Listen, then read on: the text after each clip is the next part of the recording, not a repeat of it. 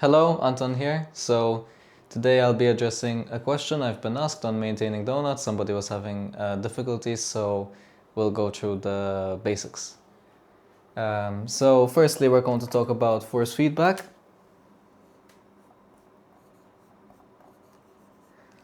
Over here, you want to make sure that your force feedback is smooth. So whenever you're doing a transition, for example, the wheel moves smoothly and it doesn't jerk like this in steps, let's say. So that's the first thing. One, we're going to say it's smooth. Number two, we're going to be talking about how fast the steering wheel is. So you want to make sure that your force feedback is also fast. When you are doing a transition, for example, the wheel turns fast and not slow. It's not sluggish or going through some kind of viscous liquid, if you understand the feeling I'm talking about. It has to be fast. It has to rotate freely. So we're going to say fast. The other thing is make sure that the steering wheel isn't hard to stop with your hands. So again, let's say you're doing a transition. You want to make sure that you can physically grab onto the steering wheel and stop it without a lot of physical exertion, trying to hold on to the steering wheel. So number three, not hard to stop. So basically with force feedback, that's how it should feel. Now I'll be going into a more in-depth guide with force feedback in force feedback later on in a different video. But basically, you want to make sure that it's smooth, fast, and not hard to stop. With the SimuCube profile on the software, there is a hands-off protection. And that's not good for drifting because when you're doing a transition, there may be moments where you let go of the steering wheel completely with both hands. And in those brief moments, this hands-off protection basically cuts the force feedback power to the wheel, and you can imagine that's really bad for sim drifting in this case. There may be other options, so make sure everything is correctly checked in the force feedback software. Again, I'll be going through this in depth in another video. So, with regards to force feedback, that's it. So, whenever you're applying throttle, make sure that you aren't on and off the throttle. So, imagine that the throttle is an axis, because that's what it is. It isn't an on and off switch. As we know in Assetto Corsa, the track conditions are very consistent throughout, so it will be dry. There aren't wet conditions, so it can't be patchy here and dry here, for example. It can't be wet, dry, and a whole mix of different surface grip levels. So it's pretty consistent throughout the whole track in Assetto Corsa, which means that you want more consistent slip in the rear tires when you're applying throttle. So this means that it will be more predictable at angles. So you want to make sure that you have the throttle axis throttle acting as an axis and not as an on and off switch. Let's say between around 40% to around maybe 90%. You want to play within that range. Sometimes you'll apply full throttle, sometimes you'll go a bit below 40%. This is just a good estimate, so make sure you're within around that range. So the second thing we're going to be going through is understanding why we want more consistent throttle input rather than on and off. The point behind this is that as you are releasing the throttle and applying 0 to 100, you are changing the grip levels very drastically in the rear tires, and this can make you unstable at angle. So you want to make sure that at a constant angle, at a constant radius, you are applying throttle in such a way that the rear tires slip, because as you're applying throttle, since we're rear-wheel drive, there is slip going to the rear tires. That slip in the rear tires is consistent. So make sure that you apply the throttle in such a way that you are stable at angle by applying consistent slip to the rear tires at a constant radius at the same angle. So keep this in mind, and this should help you keep a more stable angle when maintaining donuts and drifting in general. If you're going around a constant radius at a constant angle, then this visualization also helps you. So number 2, consistent rear tire slip.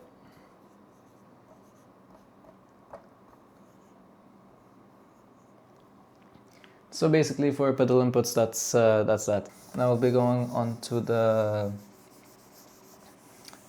trajectory of the donut. So as we can imagine, we have, let's say this is our point of reference or object that we're doing a donut around. So you want to make sure that at each point of the donut, let's say we're going around this way, we're doing a donut around this way, around this object. We want to make sure that we are at a constant distance, and therefore at a constant radius throughout the donut. So we want to make sure that over here, over here, and over here, we are at a consistent distance away throughout the whole donut. So, and this is done by judging from the cockpit the distance to the point of reference. So we'll be saying number 1, we want a constant radius.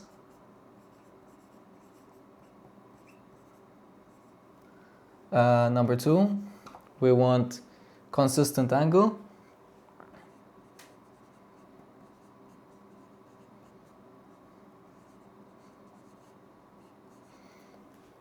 And number 3, make sure, of course, you judge the distance.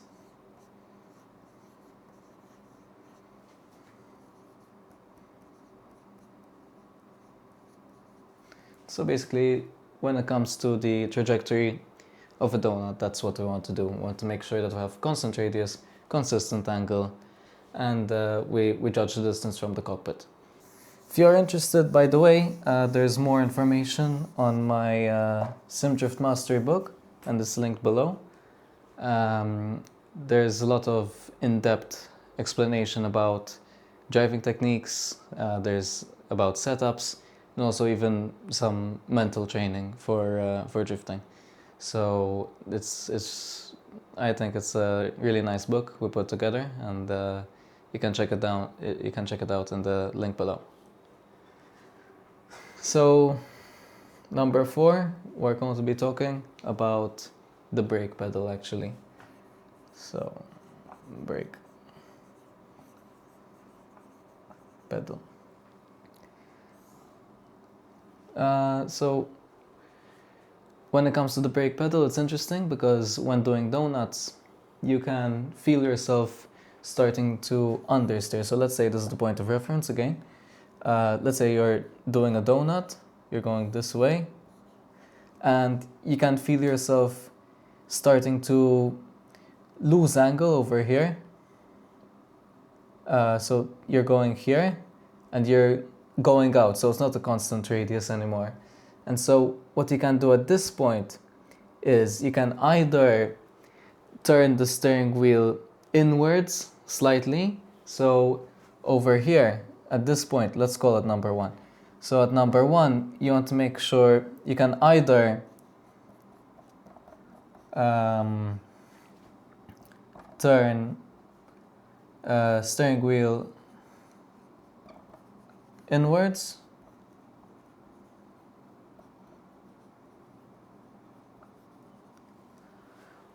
or you can also use the brake pedal actually, because in drift cars the front brake pedal has it's more front brake biased, most drift cars, which means that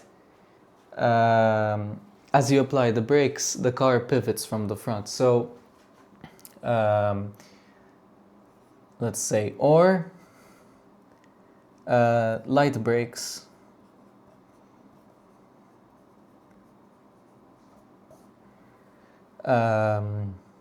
to pivot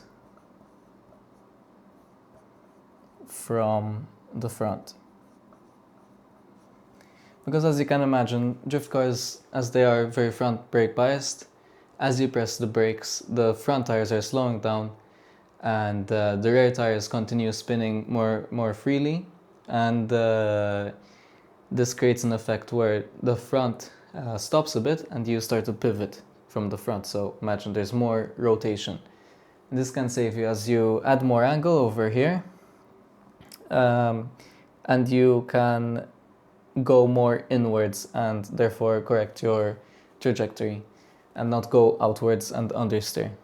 So either you turn the steering wheel inwards or light brakes to pivot from the front. Make sure you don't slam on the brakes, because what can happen is you can lock the tires up and actually you can understeer and sort of extend yourself very much outwards. So have a feeling for this and practice this, and try to ease on the brakes, maybe around 5 to let's say about 15% brakes, not much. So try to play within that range, and when doing donuts, this is a very useful exercise, as later on when you go to more, let's say, powerful, grippier cars, this will be very useful. So this is a very useful technique. This is called left foot braking. So basically you can practice with 5 to 15% brake pressure as you're applying the input. Of course, it depends how much in the setup your brake pressure is set, but in general about 5 to 15% is about right. Now, don't be over-reliant on the brake pedal. This is just to understand a way of avoiding such a situation where you understeer. Of course, as you turn the steering wheel inwards, you apply more throttle. But what can happen is you can start to gain speed and then go outwards. So it depends on the situation, you have to feel it. But around 5 to 15% brake pedal to pivot the car, add more angle and continue, or rather keep the angle, because you're losing angle, so you keep it by pressing the brake pedal lightly. Basically, when it comes to the brake pedal, that's it. We're going to put a separate note. Don't be over-reliant.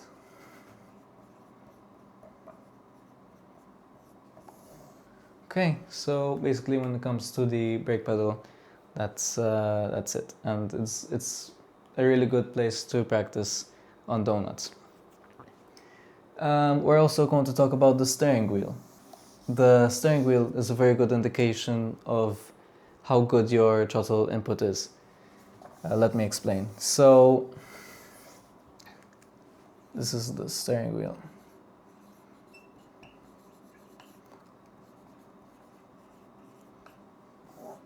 So when it comes to the steering wheel, make sure that there aren't many.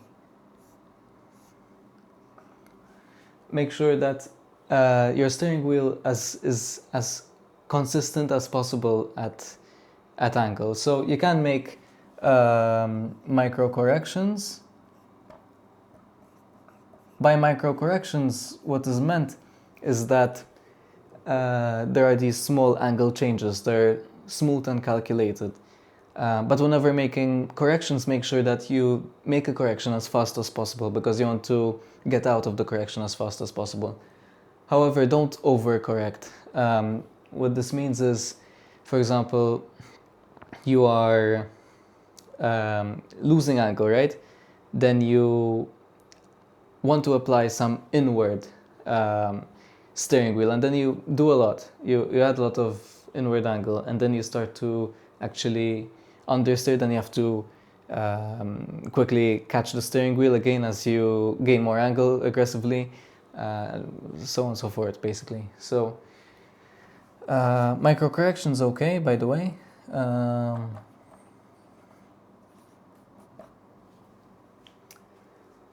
However, don't exaggerate. So no big corrections.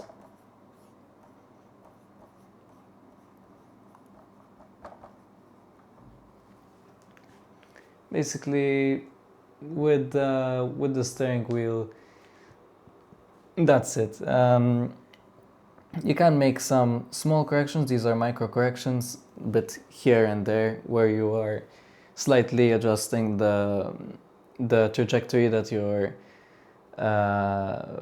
front tires are going over. So imagine that your steering wheel is following the track of where you're heading, and the car is at angle. So you want to make sure that you make these micro corrections, maybe small. The less corrections you make in general, the better, of course. But micro corrections, just small angle corrections here and there, is okay. No big corrections, no driving over the car with the steering wheel. That's not good. And so basically, consistent angle means that your throttle input is pretty good, probably. So if you have very few corrections and you're at a consistent angle throughout the donut, then your throttle control is very good, which means that you're controlling the rear tire slip very well. So that's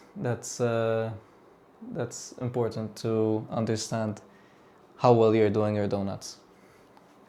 Consistent angle means good throttle control.